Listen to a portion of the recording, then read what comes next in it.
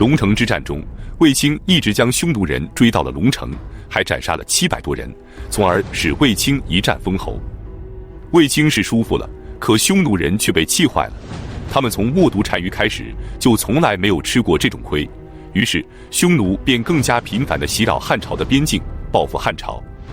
当年冬天，君臣单于就派出5路大军，分别攻击右北平郡、渔阳郡、代郡、雁门郡、云中郡。每到一处便烧杀夺掠，其中被抢最为严重的是渔阳郡。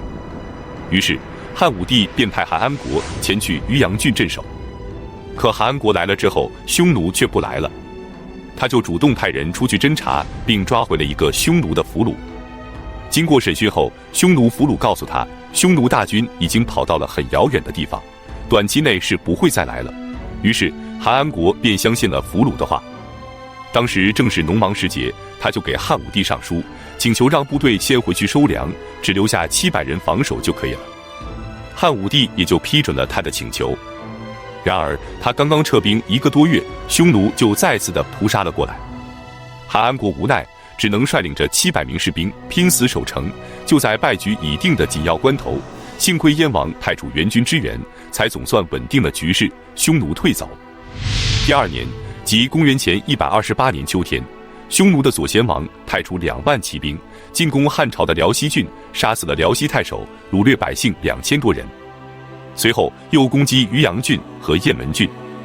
然而此时汉朝的大军也已赶到了雁门郡，领军的便是卫青。卫青率领3万大军从雁门郡出发，李希率军从代郡出发，2路大军共同夹击匈奴。最终卫青再次不负众望，斩杀匈奴数千人，匈奴大败而归。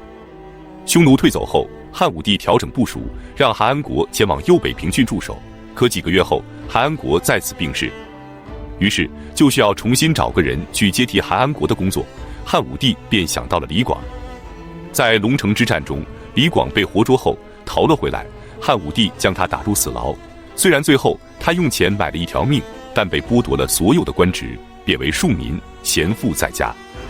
现在正是用人之际，于是汉武帝下诏，启用李广为右北平太守，前往边境抵御匈奴。匈奴听说韩安国病逝，便准备南下抢劫，却听闻接替他的竟然是飞将军李广，便不敢轻举妄动了。既然右北平不能去，那就换个地方去。公元前127年冬天，匈奴再次直扑上古郡和渔阳郡，杀掠汉朝边民1000余人。匈奴的这种打法让汉朝军队疲于奔命，他们频繁的侵扰，而且是抢完了就跑。等汉朝的军队出动时，他们早已跑得没影了。可汉朝一退兵，他们却又回来了。而且汉朝与匈奴的边境线又非常的长，不可能每个地方都长期的驻有大量的军队，于是就陷入了死循环，感觉完全是无解，只能就这样一直被匈奴牵着鼻子走。匈奴此次的进犯也是一样，汉朝从匈奴俘虏的口中得知，这次匈奴会继续加大对东北方向各个郡的侵扰力度。于是汉武帝决定不再被匈奴牵着鼻子走了，他要制定一条胡骑东进，汉当西击的战略。那就是匈奴攻击汉朝的东边，那么汉朝就反方向去攻击匈奴的西边，目标便是河南地。河南地指的是阴山以南、贺兰山以东、鄂尔多斯高原以西的这一块冲积平原，位于今天内蒙古伊克昭盟一带。黄河沿着贺兰山向北流去，由于阴山的阻挡，折而向东，之后又沿着吕梁山向南，便形成了一个几字形的大弯曲。后来这个地方也被称为河套平原。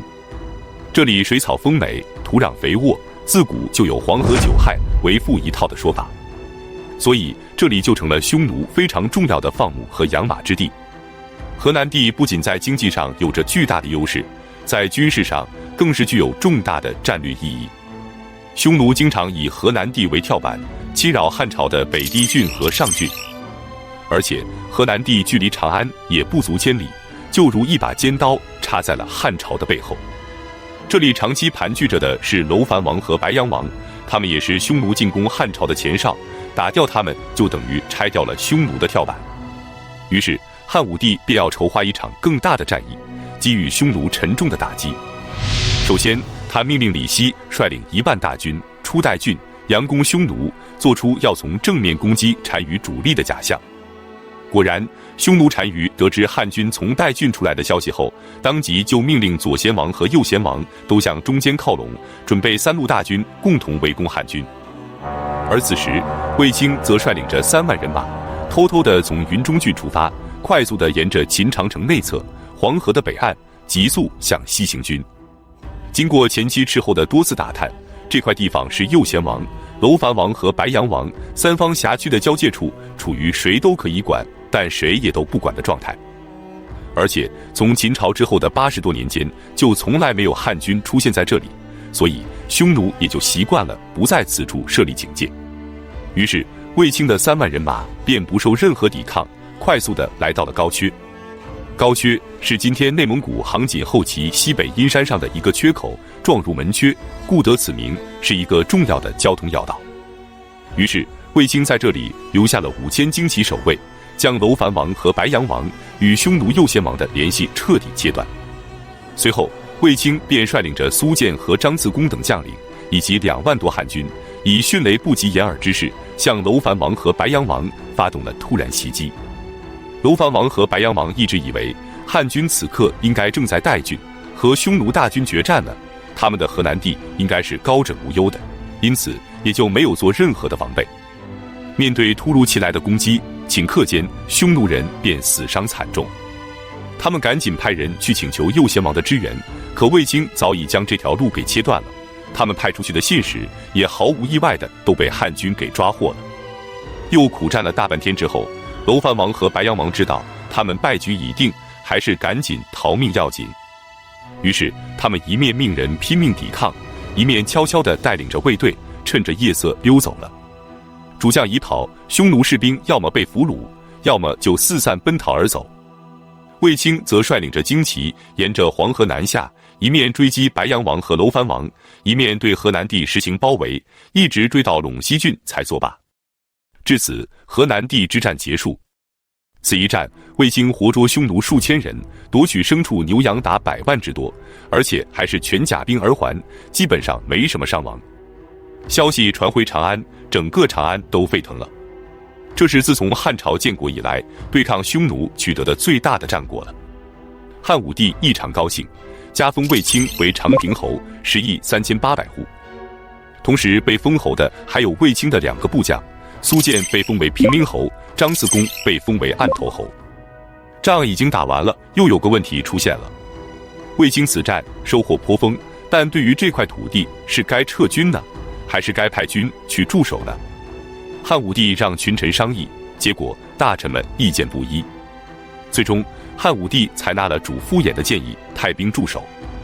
公元前127年夏天，汉武帝下令从各地迁移10万人前往河南地，并在此建立朔方郡，派苏建去修筑朔方城，并修缮秦朝时期蒙恬将军所筑的要塞，继续巩固黄河屏障。同时在秦朝9原郡的基础上，又建立了5原郡，彻底地堵住了长安北部的缺口，也使汉朝北部的防线前移到了黄河沿线。这块沃野千里的土地从此便成为了大汉王朝进攻匈奴的军事基地。这里既可以以民养民，还可以军民合作共同守城，匈奴再想打进来可就没那么容易了。而且河套地区还是天然的牧场，汉武帝便在此设置了军马场，为后续的战争蓄养了大批的良马。从此之后，汉朝对匈奴的作战便开始化被动为主动了。本期视频就到这里，感谢观看，下期再见。